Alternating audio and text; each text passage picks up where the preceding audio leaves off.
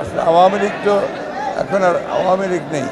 আওয়ামী লীগ এখন সম্পূর্ণভাবে রাষ্ট্রযন্ত্রের উপর নির্ভরশীল একটি যন্ত্রে পরিণত হয়েছে।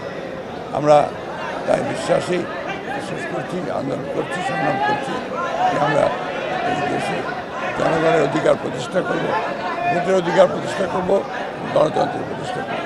আপনাদের সবাইকে আবার আপনাদের সবার মাধ্যমে জনগণকে, আমরা দেশবাসীকে ঈদের শুভেচ্ছা জানাচ্ছি। ঈদ মোবারক।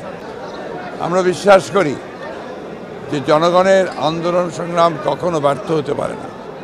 জনগণ অবশ্যই সংগ্রামের মধ্য দিয়েই, আন্দোলনের মধ্য দিয়েই ভয়াবহ ফ্যাসিস্ট যে একটি দখলদার সরকার জোর করে বাংলাদেশের বসে বাংলাদেশের অর্থনীতি, রাজনীতি সব কিছুকেই ধ্বংস করে দিচ্ছে, তার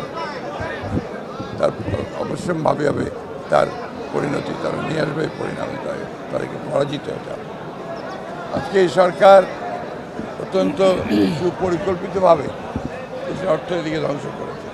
এটা নিয়ে বিশদ বলার কিছু নেই। এইটুকু কথা বলতে চাই, এইভাবে দেশের অর্থনীতিকে ধ্বংস করে রাজনৈতিক একেবারে দেউলিয়াপনাত্মর কারণে আওয়ামী লীগ আজকে একটা দেউলিয়া রাজনৈতিক দলে পরিণত হয়েছে, নির্যাতন করেছে, কারাগারে নিচ্ছে। তারপরেও এই দেশের মানুষ তারা কিন্তু গণতন্ত্রের জন্য, নিজের অধিকার প্রতিষ্ঠার জন্য সংগ্রাম করে চলেছে, লড়াই করে চলেছে। এবং বিগত নির্বাচন, যেটাকে সরকার বলাতে চায় যে তারা নির্বাচনে জয়ী হয়েছে, আসলে সবাই এখন স্বীকার করে এটা কোনো নির্বাচনই ছিল না, এটা ছিল সম্পূর্ণভাবে একটা দামি নির্বাচন।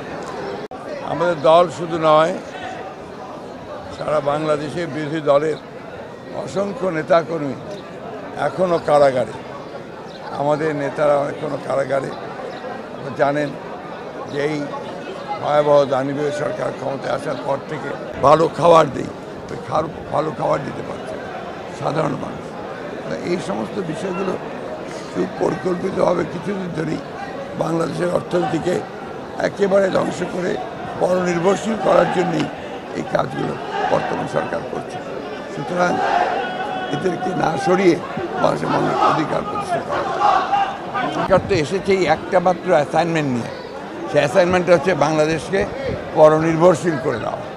এবং প্রথমেই তারা সেটা বিডিআরের যে পিলখানার ঘটনা, সেখান থেকেই তারা সেটা প্রমাণ করছে। তো বিডিআরের সৈনিকরা এখন পর্যন্ত কিন্তু জেল থেকে বেরোতে পারেনি। প্রায় 400-700 আপনার বিডিআরের সৈনিক 16 বছর ধরে তারা বিচারের অপেক্ষায় ধীরে ধীরে মৃত্যুর দিকে এগিয়ে যাচ্ছে।